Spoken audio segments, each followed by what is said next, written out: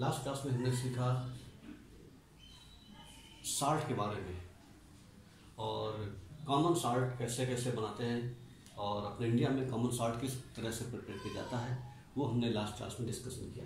आज हम common salt से बना हुआ एक साल्ट और डिस्कस करेंगे, उसका नाम है वॉशिंग सोडा।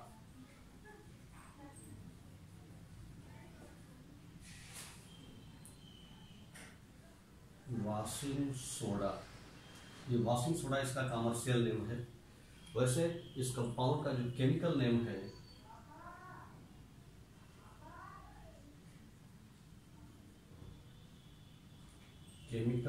है इसका sodium carbonate decahydrate.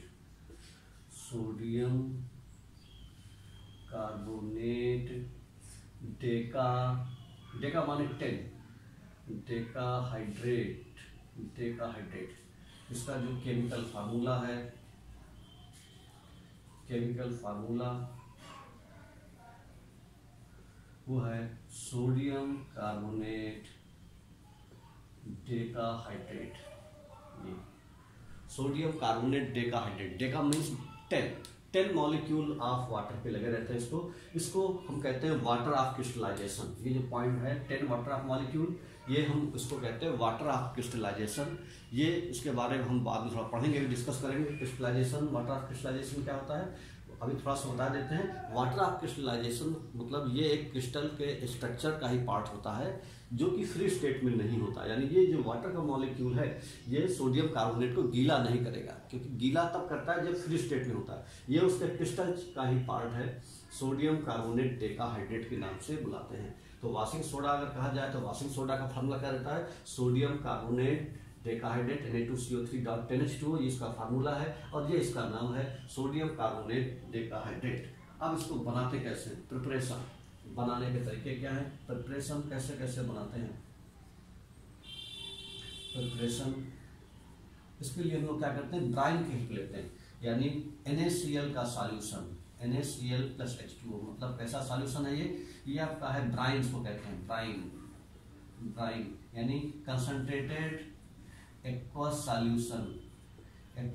Solution of NaCl, इसी को कहते हैं हम लोग ब्राइन। ठीक है, ब्राइन कहें या ये कहें कई बात है, तो ब्राइन।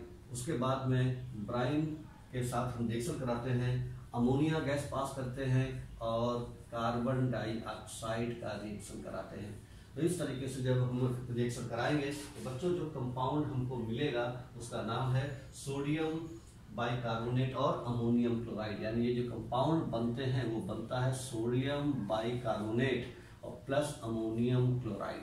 ये कंपाउंड आपके प्रोडक्ट के बनते हैं। तो इस तरीके से हम लोग ये जो हमारा वॉशिंग सोडा का जो प्रिपरेशन है वो 3 स्टेप में होता है। तो ये आपका स्टेप 1 है। स्टेप 1 में हमारा क्या बना, स्टेप 1 में बनता है सोडियम बाइकार्बोनेट या सोडियम हाइड्रोजन कार्बोनेट या बेकिंग सोडा इसको कहा जाता है। इस कंपाउंड का नाम है अमोनियम क्लोराइड। इस कंपाउंड का नाम है बच्चों अमोनियम क्लोराइड कहते हैं। इसका नाम है बेकिंग सोडा। ये है अमोनिया गैस, ये है कार्बन डाइऑक्साइड गैस है और ये है ब्राइन। तो पहले स्टेप में हमारा बनता है सोडियम बाइकार्बोनेट।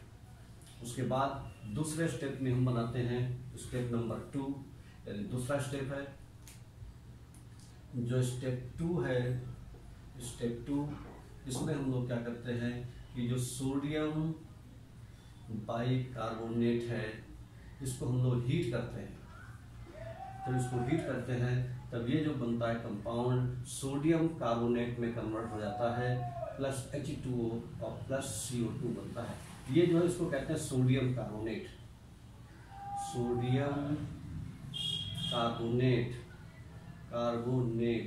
ये एनहाइड्रस फॉर्म है, मतलब इसमें वाटर ऑफ क्रिस्टलाइजेशन नहीं लगा है। इसी को हम सोडियम कार्बोनेट को, जिसमें वाटर मॉलिक्यूल नहीं लगा रहता है, उसको हम सोडा ऐश भी कहते हैं, सोडा ऐश के नाम से जानते हैं। ये सोडा ऐश बनता है दूसरे स्टेप में। फिर उसके बाद में तीसरे स्टेप में जो सोडा ऐश बना हुआ है उसको हम वाटर में डिजॉल्व करेंगे। तो हमारा जो सोडियम कार्बोनेट बना इसको हम वाटर में डिजॉल्व करेंगे और वाटर में डिजॉल्व करने के बाद हमारा बन जाएगा वॉशिंग सोडा। तो पहले हम क्या करेंगे, स्टेप थर्ड में, स्टेप 3 में हमारा क्या बनेगा, ये जो बनेगा सोडियम कार्बोनेट, जिसको हम कहते हैं सोडा एस, ये सोडा एस कहा जाता है। इसको हम वाटर में डिजॉल्व करेंगे और वाटर में डिजॉल्व करने के बाद यहाँ पर जो बन जाएगा वो बन जाएगा सोडियम कार्बोनेट डेकाहाइड्रेट। पहले वाटर में डिजॉल्व किया, वाटर में डिजॉल्व करने के बाद उसको रिक्रिस्टलाइज किया। जब उसको रिक्रिस्टलाइज यानी दोबारा क्रिस्टल बनाते हैं तब हमको सोडियम कार्बोनेट डेकाहाइड्रेट के क्रिस्टल बनते हैं। इसी को हम कहते हैं बच्चों वॉशिंग सोडा। तो वॉशिंग सोडा जो है ये हमारा 3 स्टेप में बनता है। स्टेप आपको ध्यान रखना है, कौन कौन से 3 स्टेप हैं। पहले स्टेप में क्या होता है कि जो ब्राइन है उस ब्राइन में हम अमोनिया गैस और कार्बन डाइऑक्साइड गैस पास कराते हैं, तो हमारे पास जो प्रोडक्ट बनता है उसका नाम है सोडियम बाइकार्बोनेट और अमोनियम क्लोराइड। फिर दूसरे स्टेप में सोडियम बाइकार्बोनेट को हीट करते हैं, ये हीट करने का साइन है, हीट करते हैं तब बनता है सोडा एस यानी सोडियम कार्बोनेट। और उस सोडियम कार्बोनेट में को फिर हम वाटर में डिजॉल्व करते हैं और उसके बाद रिक्रिस्टलाइज करते हैं तो हमको वॉशिंग सोडा के क्रिस्टल मिलते हैं। इस तरीके से हमारा वॉशिंग सोडा बनकर के तैयार होता है। तो बच्चों वॉशिंग सोडा बनाने का तरीका ये था। उसके बाद property of washing soda, washing soda की प्रॉपर्टी क्या क्या होती है। तो properties of washing soda, properties of washing soda, properties of washing soda. Washing soda की क्या क्या प्रॉपर्टीज है।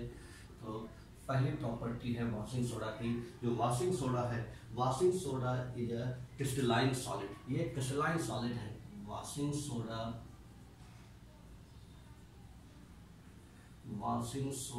इज अ क्रिस्टलाइन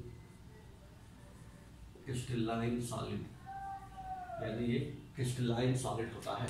ठीक है। दूसरा पॉइंट है आपका प्रॉपर्टी में, वॉशिंग सोडा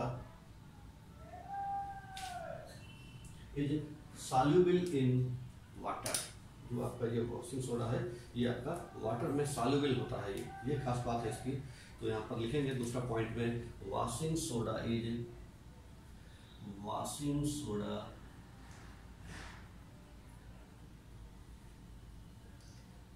सॉल्युबल, पानी में घुल जाता है, ये दूसरी प्रॉपर्टी, सॉल्युबल इन वाटर, ये दूसरी प्रॉपर्टी है। तीसरा पॉइंट है वॉशिंग सोडा WS लिख दे हम लोग, वॉशिंग सोडा है detergent property,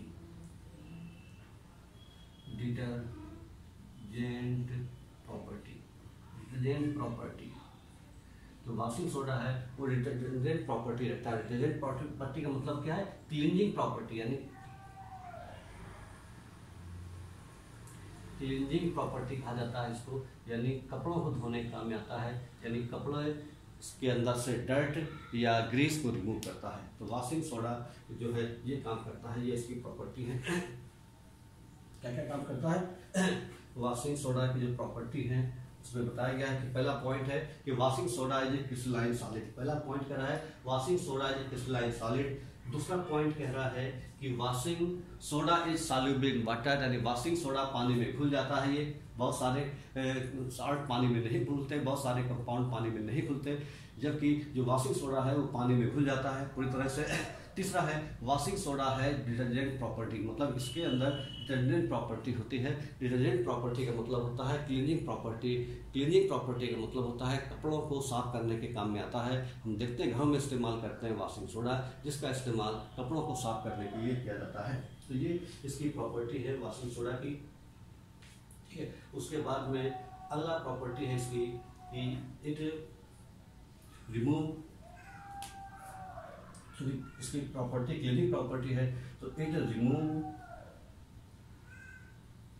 dirt and Greece,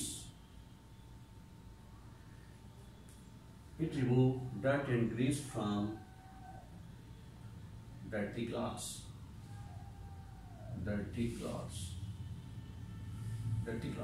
तो ये जो है वॉशिंग सोडा की प्रॉपर्टी थी। वॉशिंग सोडा इस तरह से उसकी प्रॉपर्टी रहती है। उसके बाद में यूज क्या रहता है वॉशिंग सोडा का, use of washing soda, uses तो जो पहला यूज है वॉशिंग सोडा का, पहला यूज तो यही है कि ये कपड़े धोने काम में आता है। तो पहला पॉइंट है कह सकते हैं सोडियम जो वॉशिंग सोडा है तो इट इज यूज फॉर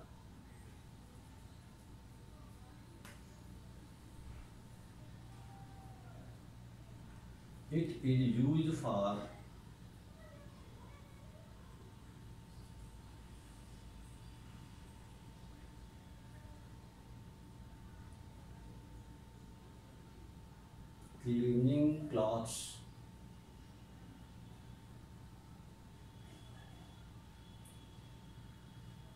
कपड़ों को धोने काम में आता है। क्लीनिंग क्लॉथ्स कपड़ों की साफ सफाई के काम में आता है। ये इसका जो है पहला यूज है। दूसरा है it is the manufacture of, दूसरा पॉइंट है, ये पहला पॉइंट था। दूसरा पॉइंट है इट इज यानी जो सोडियम कार्बोनेट है washing soda, it is use in the manufacture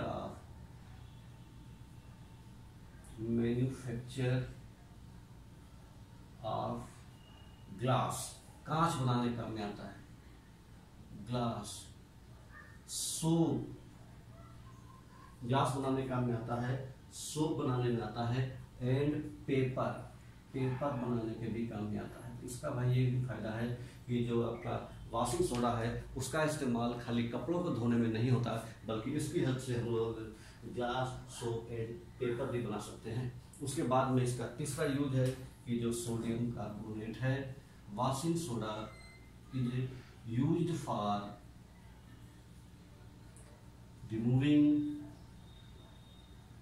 removing permanent hardness,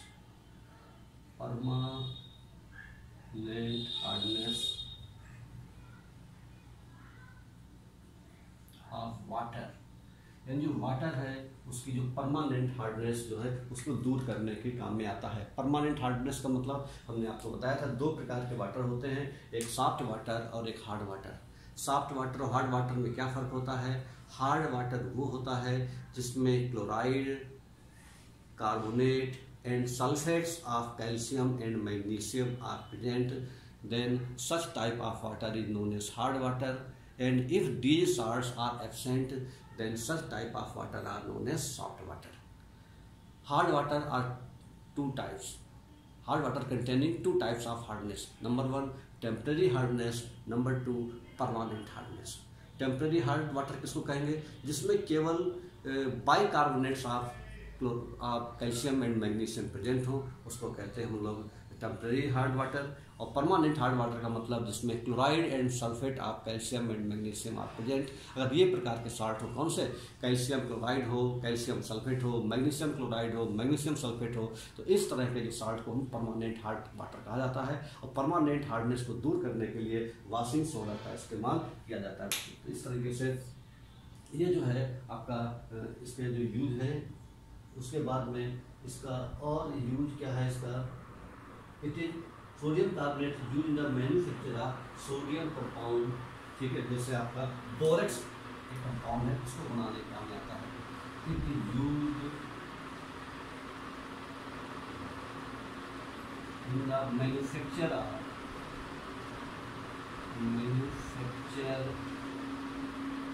borax. एक बोरेक्स नाम का कंपाउंड होता है, जो बोरेक्स, उस बोरेक्स को बनाने का होता है।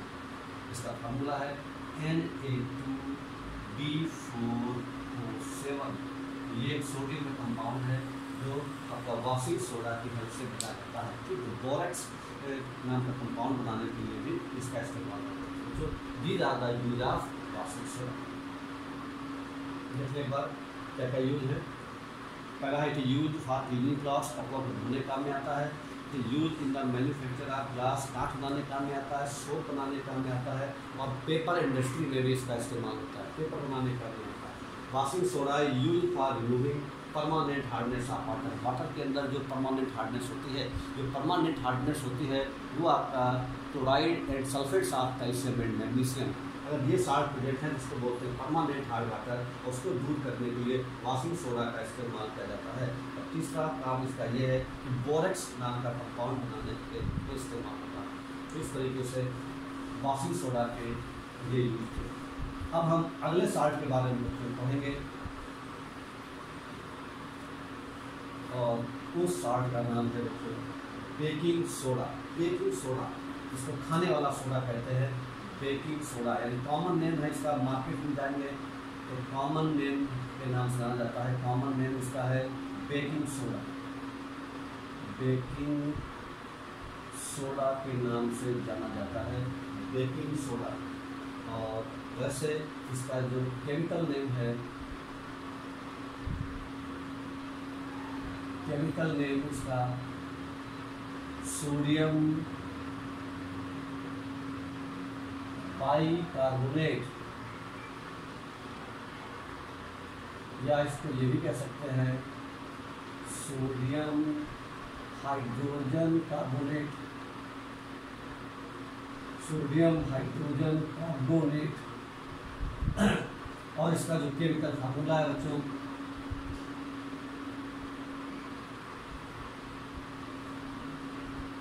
वो है NaHCO3, सोडियम बाइकार्बोनेट, ये इसका फार्मूला है। अब हम सोडियम बाइकार्बोनेट कैसे बनाते हैं, प्रिपरेशन। प्रिपरेशन हमने देखा था पिछली बार जो हम वॉशिंग सोडा बना रहे थे, तब इसका प्रिपरेशन हमने सीखा था। क्या करते हैं हम लोग, सबसे पहले ब्राइन लेते हैं। ब्राइन का मतलब होता है एक्वा सॉल्यूशन, यानी ब्राइन है ये कंसंट्रेटेड एक्वा सॉल्यूशन, और आप कॉमन सॉल्ट, और प्लस इसके अंदर से अमोनिया गैस पास कराएंगे और कार्बन डाइऑक्साइड गैस पास कराएंगे, तो यहाँ पर बनता है सोडियम बाइकार्बोनेट और अमोनियम क्लोराइड। ये जब हमने वॉशिंग सोडा बताया था तो उसके पहले स्टेप का रिएक्शन है, यहाँ पर सोडियम बाइकार्बोनेट बन गया। इस तरीके से हम सोडियम बाइकार्बोनेट बना सकते हैं। इसके बाद में जो सोडियम बाइकार्बोनेट की प्रॉपर्टी क्या क्या है, इसकी प्रॉपर्टी के बारे में डिस्कस करेंगे हम लोग। देखने का ध्यान से कैसे कैसे बनता है। इसका कॉमन नेम है बेकिंग सोडा, यानी खाने वाला सोडा कहा जाता है, ये खाने के काम में आता है। इसका केमिकल नेम है सोडियम बाइकार्बोनेट या सोडियम हाइड्रोजन कार्बोनेट। कहीं कहीं पर सोडियम हाइड्रोजन कार्बोनेट लिखा है, कहीं कहीं पर सोडियम बाइकार्बोनेट लिखा हुआ है, तो दोनों नाम से इसको कहते हैं। इसका केमिकल फार्मूला है बच्चों NaHCO3, और बनाने का तरीका है कि हम लोग ब्राइन में हम अमोनिया गैस और कार्बन डाइऑक्साइड गैस फ्लो करते हैं तो हमको सोडियम बाइकार्बोनेट मिल जाता है। उसके बाद बच्चों इसकी प्रॉपर्टी क्या क्या प्रॉपर्टी हैं, यूज क्या क्या है, जैसे हमने कि वॉशिंग सोडा में देखे थे, वही हम यहाँ पर भी सीखने जा रहे हैं। पहले प्रॉपर्टी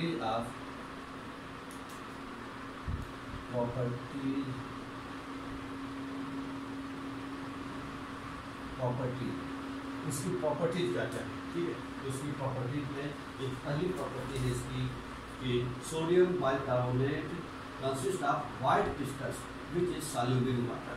ये इसके वाइट क्रिस्टल्स होते हैं, ठीक है। तो सोडियम बाइकार्बोनेट, ठीक है, sodium bicarbonate is a white crystal, ये सफेद रंग का होता है भाई, white crystal which is soluble in water,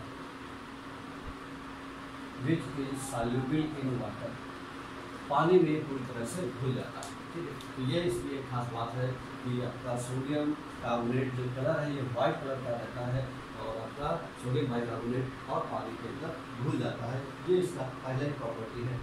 दूसरी बात है इट इज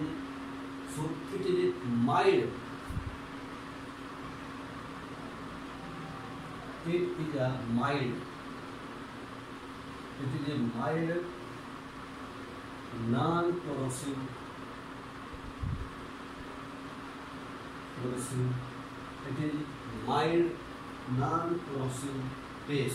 ये आपका माइल्ड नॉन कोरोसिव बेस है।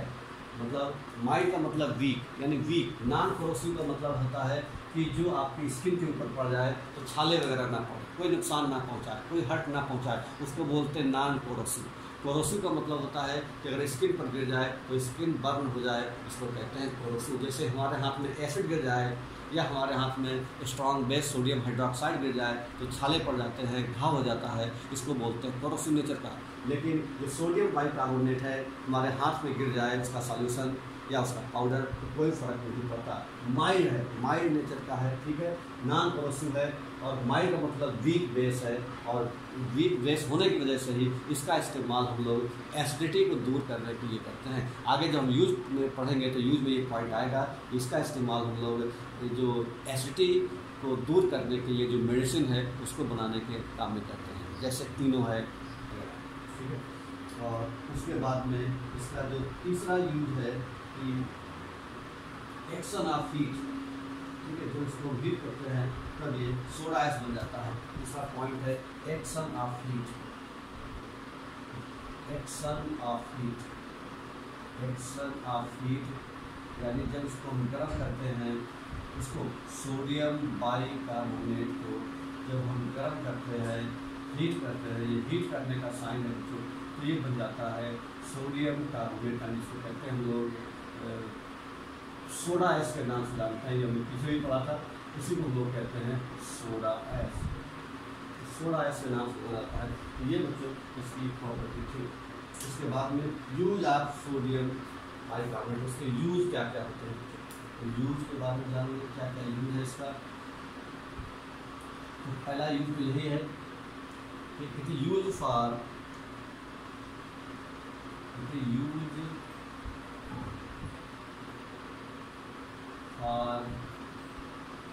Making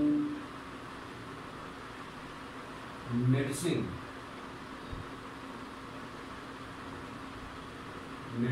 the use for making medicine, the use for making medicine to remove acidity,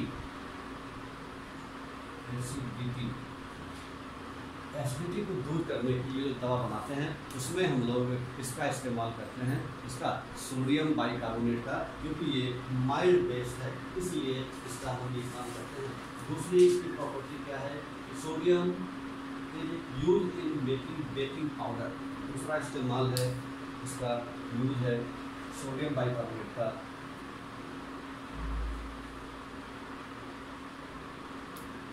दूसरा पॉइंट है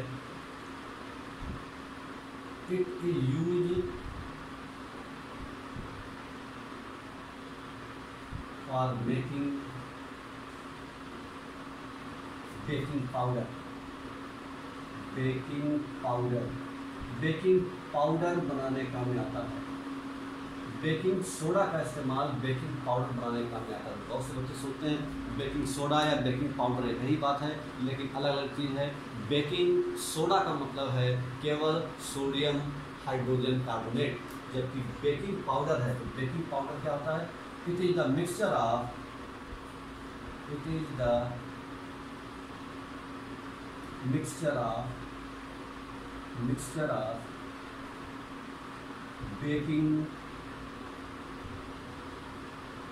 बेकिंग सोडा एंड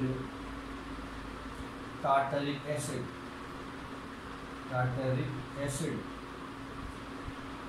और citric acid कोई भी लेना इसमें, तो ये इन दोनों चीज़ का मिक्सर होता है। तो बेकिंग पाउडर बनाने का में आता है, तो बेकिंग सोडा का इस्तेमाल बेकिंग पाउडर बनाने के लिए करते हैं, और बेकिंग पाउडर टार्टरिक एसिड और बेकिंग सोडा का मिक्सर होता है, ठीक है। और जो बेकिंग पाउडर है, अब जो बेकिंग पाउडर बन गया, तो यहाँ पर अगला पॉइंट लिख सकते हैं, यह जो बेकिंग पाउडर बना है, बेकिंग पाउडर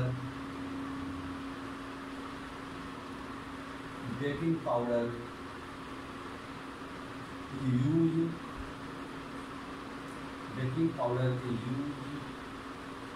इन बेकरी में इसका इस्तेमाल करते हैं हम लोग। बेकरी में यानी जो केक वगैरह बनाने का काम करते हैं, केक वगैरह बनाने का काम करते हैं, ठीक है। बेकरी में खास करके केक बनाने के रूप में हम बेकिंग पाउडर का इस्तेमाल करते हैं। अगर हम बेकिंग पाउडर का इस्तेमाल नहीं करेंगे और बेकिंग सोडा का इस्तेमाल करेंगे तो क्या होगा कि जो केक बनेगी वो कड़ी बनेगी, सॉफ्ट नहीं बनेगी और स्वाद में कड़वी भी होगी, बिटर इन टेस्ट। ठीक है, तो इस तरीके से क्या करता है कि टार्ट्रिक एसिड या साइट्रिक एसिड जब उसमें इस्तेमाल किया जाता है तब फिर उसका जो केक बनती है बेकरी में उसका टेस्ट बिटर नहीं होता और सॉफ्ट भी होती है। तो ध्यान रखना है कि केक बनाते समय हम बेकिंग पाउडर का इस्तेमाल करते हैं, ना कि बेकिंग सोडा का। बेकिंग सोडा का मतलब केवल सोडियम बाइकार्बोनेट और बेकिंग पाउडर का मतलब है it is the mixture of baking soda and tartaric acid of citric acid. इस तरह से ये हमारे यूज है। उसके बाद में एक इसका इस्तेमाल और भी है कि जो sodium bicarbonate NaHCO3 sodium bicarbonate is used in fire extinguisher, used in fire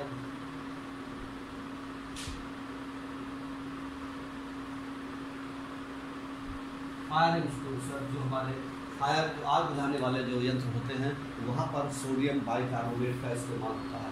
तो सोडियम बाइकार्बोनेट का इस्तेमाल यहाँ पर इतनी जगह पर हम कर सकते हैं। तो ये हमारा जो साल्ट था दूसरा, इसका नाम था हमारा बेकिंग सोडा। देखा हमने बेकिंग सोडा का इस्तेमाल हम कई जगह पर करते हैं। क्या क्या इस्तेमाल है? बेकिंग पाउडर के रूप में होता है इसका इस्तेमाल। ठीक है, उसके बाद में बेकिंग पाउडर का इस्तेमाल हम बेकरी में करते हैं केक बनाने में। उसके बाद में बेकिंग सोडा का इस्तेमाल हम लोग करते हैं फायर एक्सटिंग्विशर यानी आग बुझाने के लिए। इस तरीके से ये जो हमारे कंपाउंड हैं, तो ये 3 तरह के कंपाउंड हैं। सीधे अगला कंपाउंड है बच्चों, दूसरा कंपाउंड, ये तीनों कंपाउंड जो थे वो सोडियम एंड कॉमन सॉल्ट से बने हुए कंपाउंड थे। इसके बाद दूसरा जो कंपाउंड है उसका नाम बच्चों ब्लीचिंग पाउडर, इसका नाम बच्चों ब्लीचिंग पाउडर। अगले सॉल्ट का नाम है bleaching powder. Bleaching powder, bleaching powder जो है ये कंपाउंड है, इसका फार्मूला है CaOCl2। केमिकल फार्मूला है इसका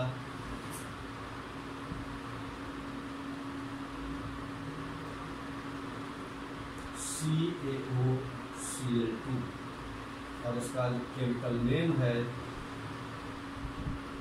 केमिकल नेम वो है कैल्शियम ऑक्सीक्लोराइड। कैल्शियम ऑक्सीक्लोराइड इसको कहते हैं बच्चों कैल्शियम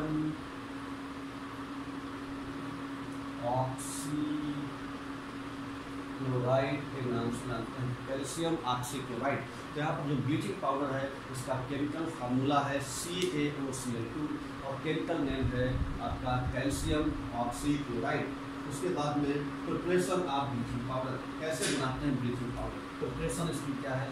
प्रिपरेशन तो बच्चों बनाने के लिए क्या करते हैं हम लोग, कैल्शियम हाइड्रोक्साइड CaOH का होल टॉयस, कैल्शियम हाइड्रोक्साइड इसका नाम है, कैल्शियम हाइड्रोक्साइड। इसी का बच्चों दूसरा नाम भी है स्लैग्ड लाइम भी कहते हैं इसको, स्लैग्ड लाइम, स्लैग्ड लाइम के नाम से भी जाना जाता है, या कैल्शियम हाइड्रोक्साइड। जब कैल्शियम हाइड्रोक्साइड के साथ रिएक्शन कराते हैं क्लोरीन गैस का, क्लोरीन गैस का जब रिएक्शन कराते हैं तो हमको बनता है ब्लीचिंग पाउडर और साथ में बनता है वाटर यानी CaOCl2 और प्लस H2 वाटर बनता है। इसी कहते हैं लोग ब्लीचिंग पाउडर। यही हमारा बच्चों ब्लीचिंग पाउडर बना, ब्लीचिंग पाउडर के नाम से जाना जाता है, ब्लीचिंग पाउडर, ब्लीचिंग पाउडर है। ब्लीचिंग पाउडर आपका इस तरीके से बना जा सकता है। इसके बाद में प्रॉपर्टी ऑफ ब्लीचिंग पाउडर, तो ब्लीचिंग पाउडर की प्रॉपर्टी क्या है। तो पहले बात ब्लीचिंग पाउडर एक कॉमन नेम है, केमिकल फार्मूला इसका है CaOCl2, इसका नाम है कैल्शियम ऑक्सीक्लोराइड। बनाते कैसे हैं, कैल्शियम हाइड्रोक्साइड के हेल्प से बनाते हैं। जब कैल्शियम हाइड्रोक्साइड का रिएक्शन क्लोरीन के साथ कराते हैं तो ब्लीचिंग पाउडर बनता है और साथ में साइड प्रोडक्ट वाटर भी बनता है। इस तरीके से ब्लीचिंग पाउडर बनाया जा सकता है लैब में। उसके बाद इसकी प्रॉपर्टीज क्या है, तो इसकी प्रॉपर्टीज के बारे में डिस्कस करेंगे। व्हाट आर इट्स प्रॉपर्टीज, तो property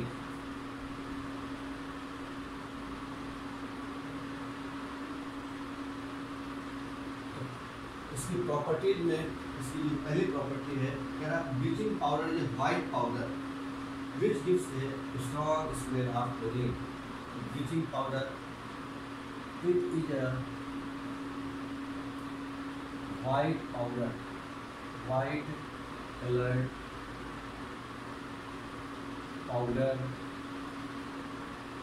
powder. It gives strong smell of chlorine. इसमें क्लोरीन की महक आती बहुत तेजी से, तो ये इसकी खास बात है। व्हाइट कलर का पाउडर है और क्लोरीन की उसमें स्मेल आती है, ये खास बात है। दूसरा क्या है, सॉल्युबल इन कोल्ड वाटर, जो आपका है it is soluble in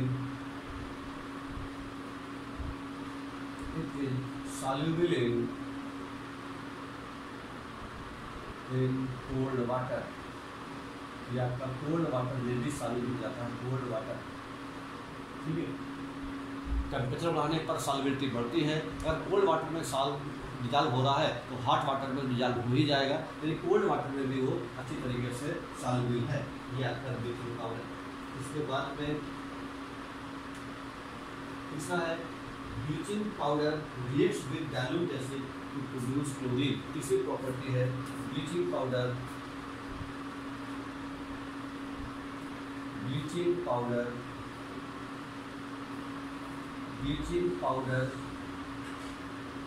react with dilute sulfuric acid के साथ रिएक्ट करेगा टू प्रोड्यूस क्लोरीन, यानी क्लोरीन गैस प्रोड्यूस करेगा। रिएक्शन है हमारा CaOCl2, ये है ब्लीचिंग पाउडर, और ये है हमारा सल्फ्यूरिक एसिड डाइल्यूट वाला, इसका इस्तेमाल किया हमने। ठीक है, तो जो कंपाउंड बनेगा उस कंपाउंड का नाम होगा calcium sulphate chlorine. Calcium sulphate बनेगा, क्लोरीन बनेगा और वाटर बनेगा। तो इस तरीके से जो ब्लीचिंग पाउडर है इसका डाइल्यूट H2SO4 के साथ रिएक्शन कराने पर क्लोरीन गैस प्रोड्यूस होती है।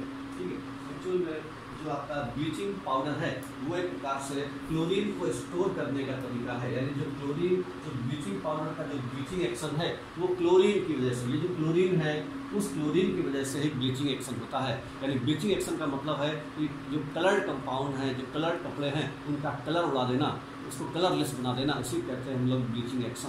तो इस तरीके से जो इसका जो ब्लीचिंग एक्शन है वो क्लोरीन की वजह से है। यानी जो काम कर रहा है ब्लीचिंग पाउडर का जो मेन काम कर रहा है वो क्लोरीन ही कर रहा है। वैसे खाली क्लोरीन गैस लें तब भी वही काम करेगी, लेकिन जो क्लोरीन गैस है वो गैस के फॉर्म में है, उसको स्टोर करना और उसको इस्तेमाल करना इतना आसान नहीं रहता। इसलिए क्लोरीन को स्टोर करने का एक एलिमेंट है ब्लीचिंग पाउडर। तो ब्लीचिंग पाउडर आपका एक तरह का पाउडर है जिसको स्टोर करने में आसानी होती है। तो ध्यान रखना है कि जो ब्लीचिंग पाउडर है वो जो है आपका उसमें जो मेन फंक्शन है वो केवल क्लोरीन का ही रहता है। यानी क्लोरीन को स्टोर करने का एक एलिमेंट है ब्लीचिंग पाउडर। ठीक है बच्चों, इस तरीके से these are the properties of bleaching powder. उसके बाद बच्चों यूज क्या क्या है, what are the use of bleaching powder. Property के बाद अगला पॉइंट है यूज ऑफ ब्लीचिंग पाउडर। क्या क्या यूज है ब्लीचिंग पाउडर का बच्चों? Use of bleaching powder, uses क्या यूज हो सकता है इसका? Uses of bleaching powder. तो पहला इसका यूज क्या है कि bleaching powder is use for bleaching cotton and linen. Bleaching powder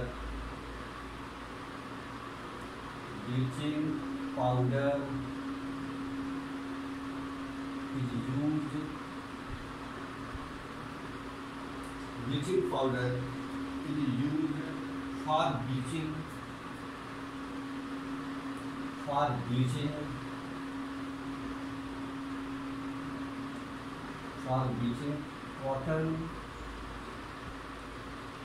and linen in textile industry में इसका इस्तेमाल होता है। तो ये हमारा पहला यूज है कि ब्लीच करने का मेन, ब्लीच का मतलब जो कलरफुल सब्सटेंस है उसको कलरलेस बनाने में आपका इस्तेमाल होता है टेक्सटाइल इंडस्ट्री में, ये इसका फायदा है। इसके बाद में दूसरा इसका इस्तेमाल है it use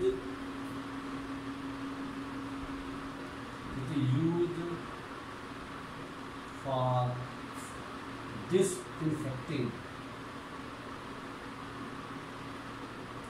used for disinfecting drinking water। तो ड्रिंकिंग वाटर को डिसइंफेक्ट करने काम में आता है। डिसइंफेक्ट का मतलब है कि जो ड्रिंकिंग वाटर है उसमें जो बैक्टीरिया वगैरह है ये उसको डिस्ट्रॉय करने काम में, उसको किल करने के काम में आपका ब्लीचिंग पाउडर का इस्तेमाल किया जाता है। इस तरह से देखते हैं हम लोग जो आपका घरों में सप्लाई होने वाला पानी है, जो नगर निगम के हर सिटी में जो नगर निगम रहता है उसको म्यूनसिपल पार्टीज कहते हैं, वो पानी सप्लाई करते हैं तो वहाँ पर ब्लीचिंग पाउडर मिलाते हैं जिससे कि उसके अंदर जो आपका जर्म वगैरह है वो डिस्ट्रॉय हो जाए। It use for disinfecting drinking water, पानी को साफ सफाई के लिए इसका इस्तेमाल करते हैं। उसके बाद में इसका इस्तेमाल जो है क्लोरोफॉर्म बनाने में भी जाता है। इट यूज फॉर मैन्युफैक्चरिंग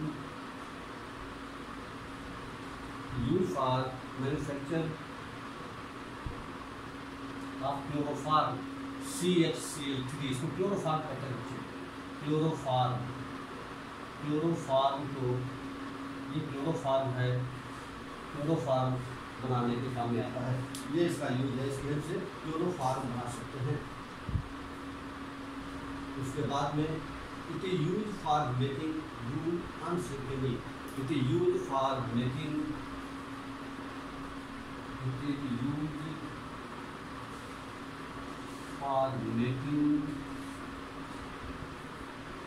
वूल, ऊन को आपके वूल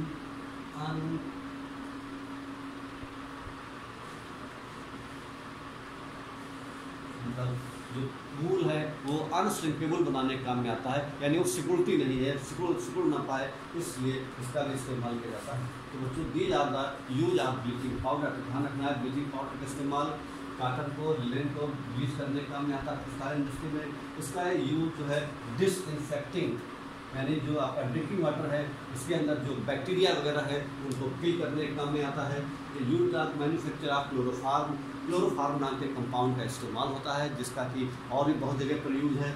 और उसके बाद में यूज फॉर मेकिंग वूल अनश्रिंकेबल, जो वूल है उसको अनश्रिंकेबल बनाने का काम में आता है। जो हमारे जाड़े में पहनने वाले स्वेटर वगैरह है, ठीक है, तो इसके इस्तेमाल से वो अनश्रिंकेबल हो जाते हैं, यानी इसमें सिकुड़न नहीं पड़ती। तो these are the use of bleaching powder। उसके बाद में अगला सॉल्ट है हमारा, इसका नाम है बच्चों plaster of Paris.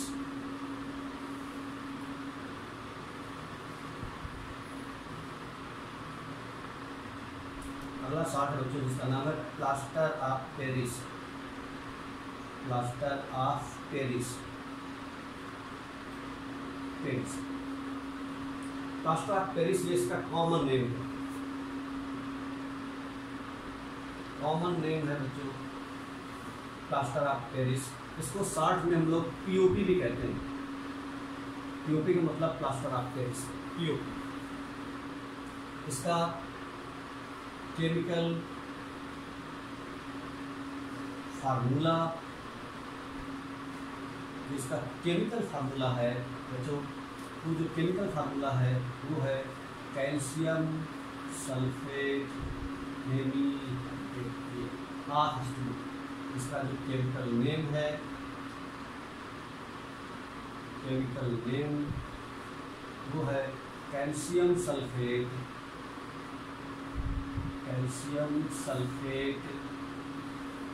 Hemy hydrate. Hydrate माने वाटर, हेमी माने हाफ, तो कैल्शियम सल्फेट हेमी हाइड्रेट इसको कहते हैं, ठीक है। और इसका फार्मूला है CaSO4 कैल्शियम सल्फेट। इसको प्लास्टर ऑफ पेरिस के नाम से जानते हैं। प्लास्टर ऑफ पेरिस क्यों कहते हैं इसको हम लोग, क्योंकि जो है आपका जो कैल्शियम सल्फेट हेमी हाइड्रेट जो प्लास्टर ऑफ पेरिस है वो जिप्सम की हेल्प से बनाया जाता है। और जिप्सम जो है वो मेनली पेरिस में ही पहले पाया जाता था, इसलिए। और उसके बाद में जो ये कंपाउंड है वो पानी से रिएक्ट करने के बाद हार्ड मास बन जाता है, एक सब्सटेंस बन जाता है लाइक प्लास्टर, इसीलिए इसको हम प्लास्टर ऑफ पेरिस के नाम से जानते हैं। तो प्लास्टर ऑफ पेरिस कैसे बनता है बच्चों? प्रिपरेशन। तो प्रिपरेशन हम जो बनाते हैं फ्रॉम जिप्सम, जिप्सम की हेल्प से बना सकते हैं। जिप्सम नाम का कंपाउंड है। जिप्सम जो है वो क्या होता है कि जिप्सम का फार्मूला CaSO4 .2H2, इसको बोलते हैं जिप्सम। जिप्सम जिप्सम नाम का जो कंपाउंड है उसको गर्म करते हैं 100 डिग्री सेल्सियस पर। ध्यान रखिए 100 डिग्री सेल्सियस पर है, 373 केल्विन पर। ठीक है, आप 373 केल्विन चेंज करेंगे 273 जोड़ देंगे तो हो जाएगा। इस पर हम जब गर्म करते हैं तो हमारा जो कंपाउंड बनता है उसका नाम है CaSO4 H2O और +1n1/2 H2। ये कंपाउंड आपका बनता है। ये जो है इसको गर्म करते हैं। इसी रिएक्शन को चाहें तो हम ऐसे भी लिख सकते हैं R2CaSO4 से मल्टीप्लाई कर दिया बोथ द साइड्स। ये जो है आपका कंपाउंड और ये जो कंपाउंड बनेगा ये 2 से मल्टीप्लाई हो जाएगा तो क्या हो जाएगा 2CaSO4 और ½ H2O और प्लस हो जाएगा 3H2। तो ये एक ही बात है, चाहे ये लिखें चाहे ये लिखें, एक ही बात है। ठीक है, तो कैल्शियम सल्फेट जो है इससे आपका बनता है POP जिप्सम को गर्म करने के बाद। लेकिन किस टेम्परेचर पर? 100 डिग्री सेल्सियस टेम्परेचर पर। ये ध्यान रखना है कि 100 डिग्री सेल्सियस की टेम्परेचर होना चाहिए। 100 डिग्री सेल्सियस टेम्परेचर ज़्यादा नहीं होना चाहिए। ठीक है, 100 डिग्री सेल्सियस पर ही गर्म करेंगे तभी आपका POP बनेगा। तो यहाँ पर ध्यान रखने वाली बात है कि अगर हमने 100 डिग्री सेल्सियस से ज़्यादा गर्म कर दिया तब आपका ये कंपाउंड नहीं बनेगा, बल्कि बन जाएगा सारा वाटर मॉलिक्यूल निकल जाएगा CaSO4 .2H2। अगर मान लीजिए हम हीट कर देते हैं मोर देन 100 डिग्री सेल्सियस, 100 से ज़्यादा गर्म कर देंगे तो पूरा मॉलिक्यूल बाहर निकल जाएगा, कैल्शियम सल्फेट बच जाएगा और ये बच जाएगा, यानी POP नहीं बनेगा, खाली बनेगा एनहाइड्रस कैल्शियम सल्फेट। इसका नाम है एनहाइड्रस कैल्शियम सल्फेट। एनहाइड्रस का मतलब वाटर का मॉलिक्यूल ना लगा हो।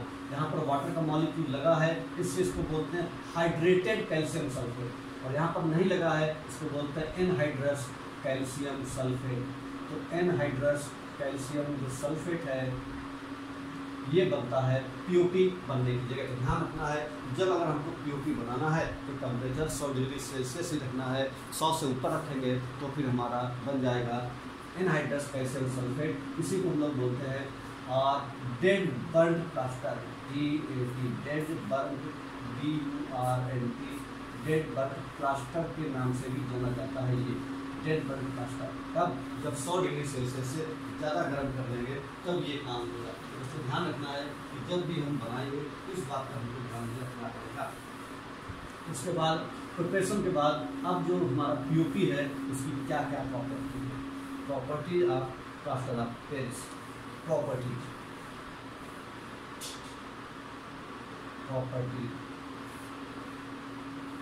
ठीक है, तो पहली प्रॉपर्टी है प्लास्टर ऑफ पेरिस की कि प्लास्टर ऑफ पेरिस ये वाइट पाउडर, ये वाइट कलर का पाउडर आपने देखा भी होगा कि जो POP है, POP is a white powder. Powder की फॉर्म में रहता है, क्रिस्टल की फॉर्म में नहीं रहता है। अब कैसा रहता है? वाइट पाउडर रहता है POP। ये इसकी खास बात है। उसके बाद में दूसरी खास बात क्या है कि प्लास्टर ऑफ पेरिस है a very remarkable property. Plaster of Paris has a very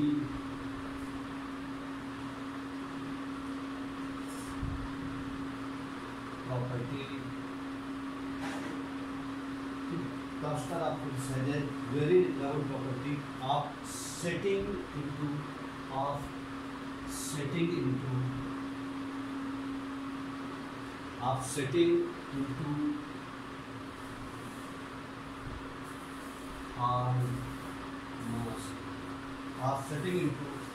hard mass on wetting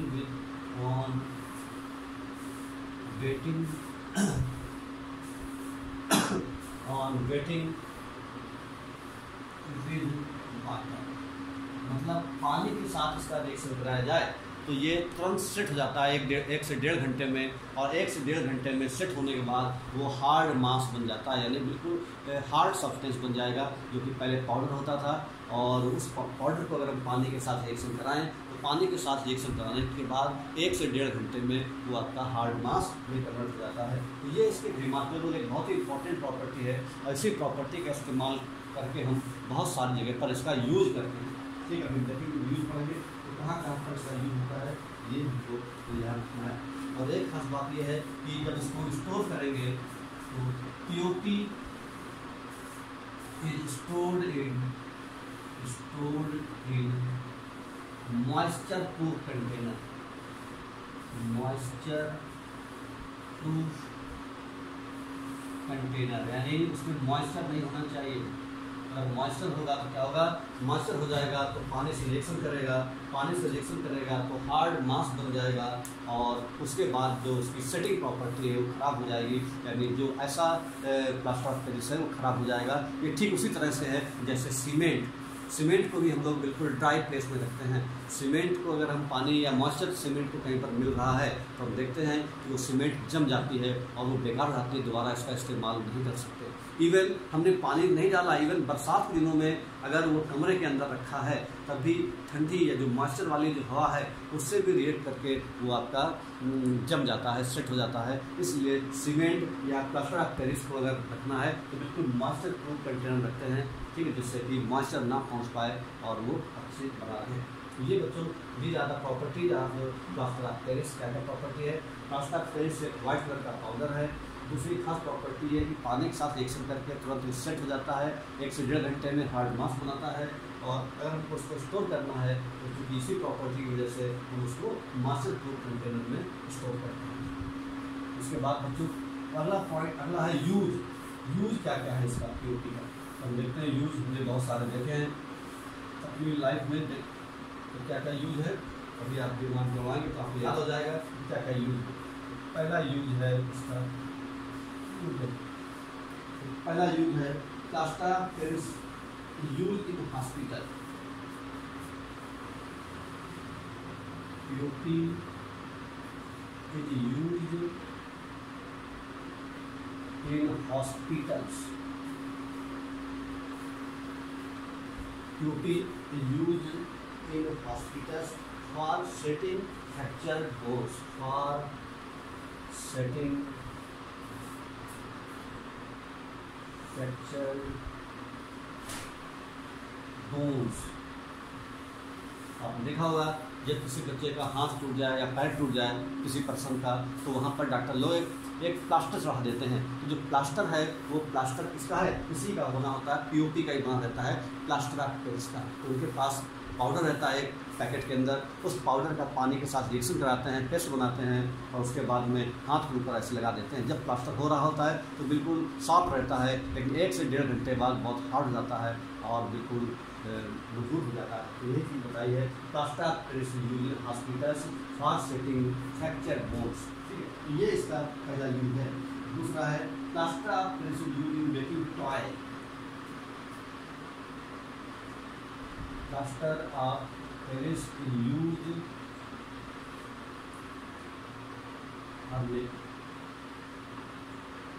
or making toy, खिलौने बनाने काम में आता है। फॉर मेकिंग टॉय पीओपी के खिलौने आते हैं, ठीक है। उसके बाद में decorative materials,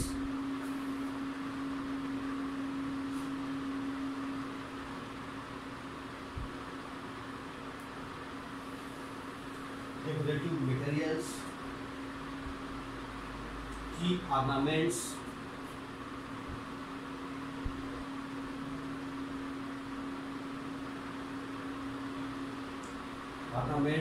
cosmetics,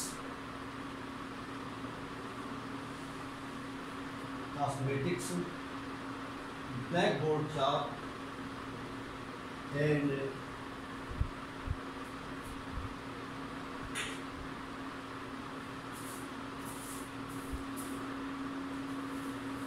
blackboard chalk and for statue, statue बनाने के काम में भी, स्टैच्यू बनाने के काम में भी आते हैं। तो Costa is use for making toys, खिलौने बनाने के काम में, बहुत सारे डेकोरेटिव मटेरियल बनाने के काम में, जो आपका चीप ऑर्नामेंट्स, चीप ऑर्नामेंट्स बनाने के काम में आता है। कॉस्मेटिक्स में आता है, ब्लैक बोर्ड चॉक वगैरह जो होती है वो आपकी ब्लैक बोर्ड चॉक को कैल्शियम कार्बोनेट की भी बनती है और आपका पीओपी की भी बनती है। ऐसी जो आपकी डस्ट फ्री चाक होती है जिसमें डस्ट नहीं निकलती, वो पीओपी की बनाई जाती है। जिसमें डस्ट निकलती है ऐसी चाक जो है वो आपकी कैल्शियम कार्बोनेट की से बनाई जाती है। स्टैच्यू आप दुकानों में देखते हैं, बहुत सारे स्टैच्यू बने रहते हैं, खास करके कपड़े की दुकानों में बहुत सारे आदमी बने रहते हैं, पैंट शर्ट पहने, बहुत सारी औरतें साड़ियाँ पहने बनी रहती है। तो जो स्टैच्यू बने रहते हैं वो स्टैच्यू जो है तो आप पीओपी के ही बनाए जाते हैं, ठीक है। उसके बाद में अगला इसका यूज क्या है, for fire proofing material, caster is use for, ये caster of Paris use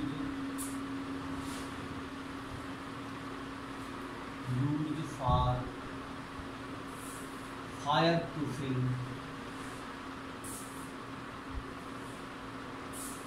fire proofing material, fire proof material बनाने के लिए इसका इस्तेमाल होता है पीओपी का। उसके बाद में और इसका इस्तेमाल क्या है,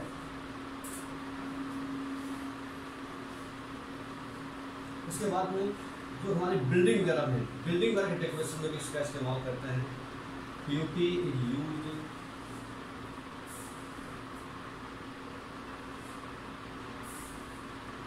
UP is used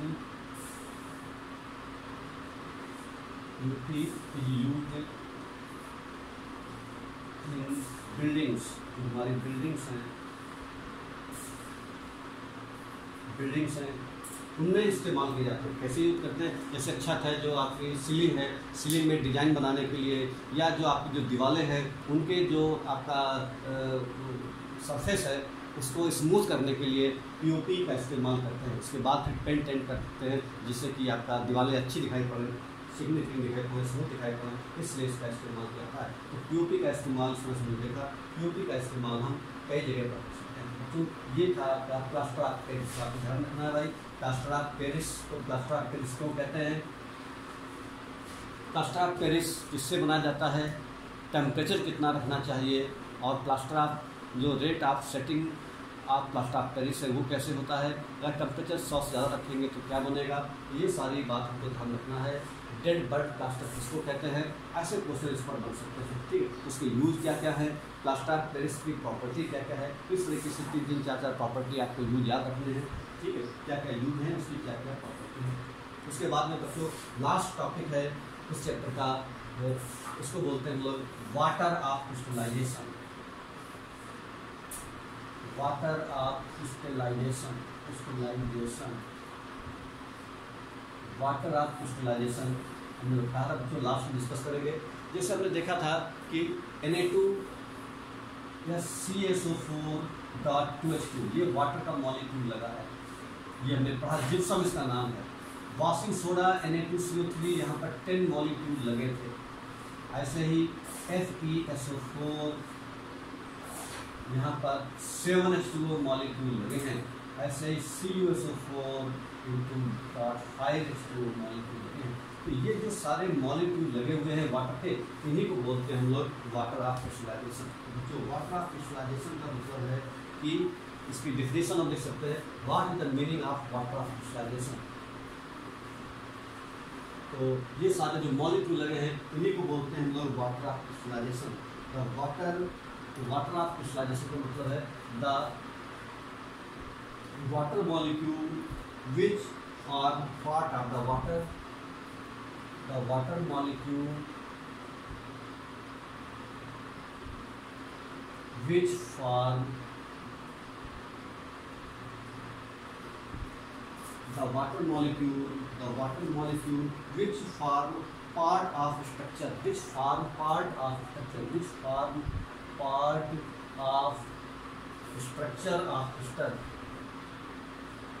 structure of crystal, which form part of structure of crystal are called water of crystallization, are called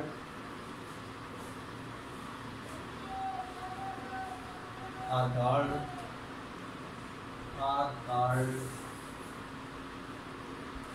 water of crystallization. Water of crystallization.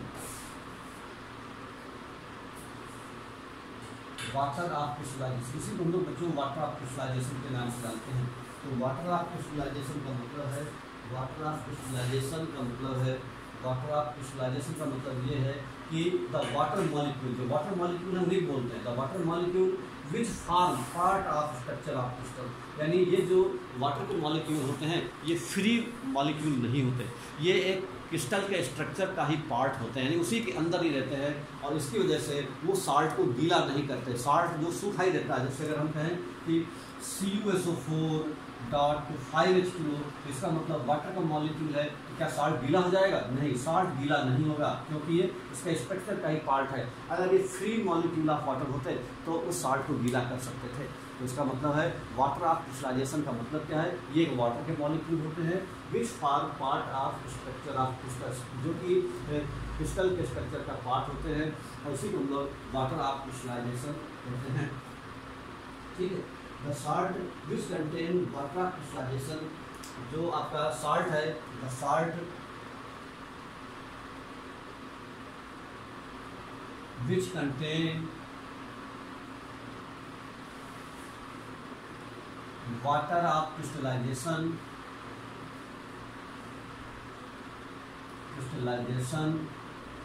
are called hydrated salt. Hydrated, यहाँ पे hydrated salt का मतलब क्या है? Hydrated salt का मतलब है the salt which contain water of crystallization, जिस साल्ट में वाटर ऑफ क्रिस्टलाइजेशन प्रेजेंट होता है उसको हम हाइड्रेटेड साल्ट कहते हैं। जैसे ये हाइड्रेटेड साल्ट है, ठीक है, एग्जाम्पल आपका यही CuSO4.5H2O, यहाँ पर वाटर मॉलिक्यूल लगा है, यानी वाटर ऑफ क्रिस्टलाइजेशन प्रेजेंट है, तो इसको हम क्या कहेंगे? Hydrated salt. ऐसे ही FeSO4.7H2O, ये भी क्या है? Hydrated salt. आपका जिप्सम जो था ये भी क्या था? वो भी एक प्रकार का हाइड्रेटेड सॉल्ट था। ये सारे एग्जाम्पल हैं हाइड्रेटेड सॉल्ट के। तो यहाँ पर ध्यान रखना है कि वाटर ऑफ क्रिस्टलाइजेशन का मतलब क्या है? The water molecule which form part of structure of crystal are called water of crystallization. The salt which contain water of crystallization are called hydrated salt, और the salt which do not contain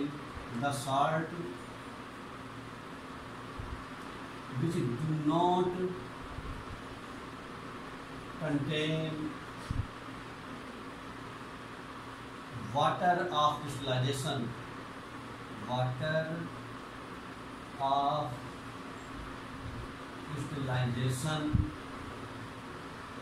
the salt, ये अलग question है, the salt which do not contain water of crystallization is known as anhydrous salt. मतलब जिनमें water का molecule present नहीं होता उनको हम एनहाइड्रस सॉल्ट कहते हैं, और जिसमें वाटर का मॉलिक्यूल प्रेजेंट होता है उसको हम क्या कहते हैं? उसको कहते हैं हम लोग हाइड्रेटेड। तो हाइड्रेटेड और एनहाइड्रस का मतलब यही है, हाइड्रेटेड और एनहाइड्रेटेड का मतलब यही है, ठीक है। जैसे एग्जाम्पल के लिए एनहाइड्रेटेड सॉल्ट का एग्जाम्पल है, जैसे कि सोडा एस Na2CO3, ये क्या है? इसको कहते हैं हम लोग सोडा एस है, ये कैसा है? एनहाइड्रस है। क्यों एनहाइड्रस है? क्योंकि इसमें वाटर का मॉलिक्यूल नहीं लगा हुआ है। लेकिन जो वॉशिंग सोडा है Na2CO3, इसमें 10 मॉलिक्यूल लगे हुए हैं, ये कैसा है? हाइड्रेटेड सॉल्ट है, हाइड्रेटेड है, और इसका नाम है वॉशिंग सोडा। तो ध्यान में रखने वाली बात यह है कि हाइड्रेटेड का मतलब ये होता है कि अगर उसमें वाटर ऑफ क्रिस्टलाइजेशन प्रेजेंट है उसको बोलते हैं हाइड्रेटेड, और वाटर ऑफ क्रिस्टलाइजेशन प्रेजेंट नहीं है उसको हम लोग बोलते हैं एनहाइड्रस।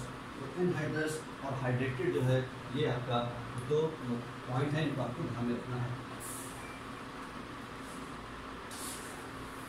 इसके बाद ये जो वाटर ऑफ क्रिस्टलाइजेशन है, इससे क्या रहता है कि water of crystallisation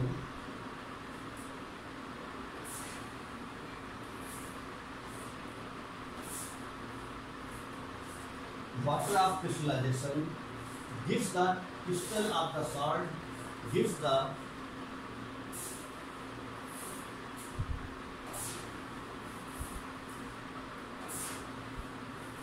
crystal of salt their shape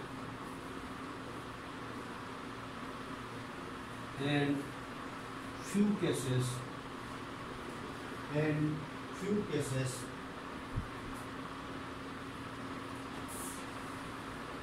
impart them color.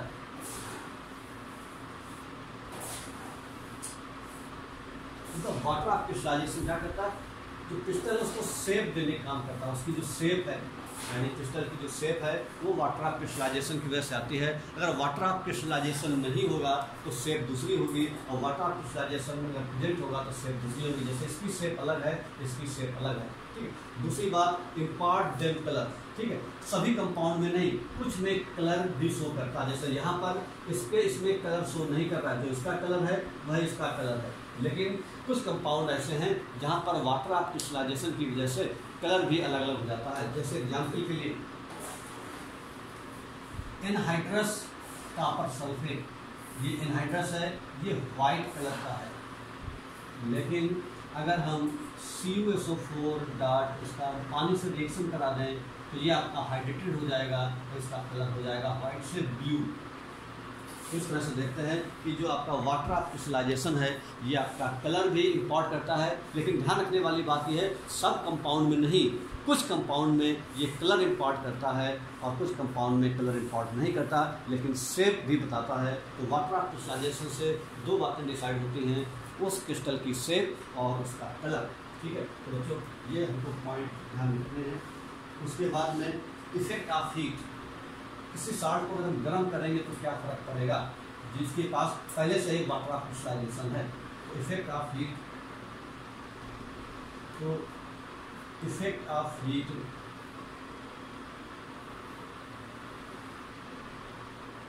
Effect of heat का मतलब जब किसी सॉल्ट के अंदर वाटर ऑफ क्रिस्टलाइजेशन प्रेजेंट है, ठीक है, और इसको हम अगर अपन गर्म करेंगे तो गर्म करने पर क्या होगा, ये आपका जो पहले ब्लू कलर का था ये आप वाटर ऑफ क्रिस्टलाइजेशन लूज कर देगा और बन जाएगा CuSO4 प्लस 5H2 और ये बन जाएगा एनहाइड्रस, इसका कलर ब्लू से हो जाएगा, और ठीक है। लेकिन ये बच्चों रिवर्सिबल प्रोसेस है। अगर हम फिर से जो आपका कंपाउंड है उसको हम फिर से पानी के साथ रिएक्शन करा दें, यानी जो कॉपर सल्फेट आपका वाइट बना है CuSO4 जो वाइट कलर का है, अगर हम इसका पानी के साथ फिर दोबारा रिएक्शन करा दें तो फिर जब पानी के साथ दोबारा रिएक्शन कराएंगे तो क्या होगा, फिर से ये आपका हाइड्रेटेड सॉल्ट बन जाएगा और इसका कलर फिर दोबारा ब्लू हो जाएगा। तो ये प्रकार से रिवर्सिबल प्रोसेस रहता है, ठीक है। तो ये ध्यान रखना है कि वाटर ऑफ क्रिस्टलाइजेशन क्या है, ठीक है। किस क्रिस्टल में कितने मॉलिक्यूल है ये भी पूछा था कई बार, तो हमने आपको कुछ सॉल्ट है उनके बारे में आपको याद रखना है। जैसे जिप्सम है, जिप्सम में 2 मॉलिक्यूल ऑफ क्रिस्टलाइजेशन होते हैं, ठीक है। उसके बाद में कॉपर सल्फेट पेंटाहाइड्रेट, इसमें there are 5 molecules of water crystallization, इसका नाम है जिप्सम, ऐसा पूछा जाता है एग्जाम में। और इसका नाम है ब्यूबिट्रॉल, इसको ब्यूबिट्रॉल कहते हैं, बिट्रॉल कहते हैं। उसके बाद में FeSO4 डॉट 7H2O, इसको बोलते हैं ग्रीन बिट्रॉल, ग्रीन बिट्रॉल के नाम से जाना जाता है। तो इसको जिप्सम के नाम से जाना जाता है, ठीक है। ये कॉपर सल्फेट पेंटाहाइड्रेट है और आपका वॉशिंग सोडा में 10 मॉलिक्यूल होते हैं, Na2CO3 डॉट 10H2 का आपको ध्यान रखना है, इसका नाम है वॉशिंग सोडा। तो पूछा जा सकता है कि वॉशिंग सोडा में कितने वाटर ऑफ क्रिस्टलाइजेशन होते हैं, ग्रीन विट्रॉल में कितने वाटर ऑफ क्रिस्टलाइजेशन के मॉलिक्यूल हैं, ब्लू विट्रॉल में कितने वाटर ऑफ क्रिस्टलाइजेशन के मॉलिक्यूल हैं, जिप्सम में कितने वाटर ऑफ क्रिस्टलाइजेशन के मॉलिक्यूल हैं, POP CaSO4 हाफ H2O, इसमें कितने हाफ H2O, इसमें कितने वाटर ऑफ क्रिस्टलाइजेशन के मॉलिक्यूल हैं, इसको कहते हैं बच्चों POP है, या हम देखते हैं केवल हाफ मॉलिक्यूल है। तो इस तरीके से ये नंबर पूछे जा सकते हैं एग्जाम में। यही पूछा सकता है कि what is the meaning of water of crystallization, subjective question के तौर पर। तो बच्चों आज ये चैप्टर खत्म हुआ, उसके बाद हम लोग नया चैप्टर स्टार्ट करेंगे, मेटल्स और नॉन मेटल्स। तब तक इस पर क्वेश्चंस एनसीईआरटी पर एक एक क्वेश्चन लगाइए, जितने भी इंटेक्स्ट क्वेश्चन हो, पीछे एक्सरसाइज में क्वेश्चन हो उन पर लगाइए। उसके बाद हम कुछ क्वेश्चन हम भी और देंगे, उनको भी आप सॉल्व करिए। ओके।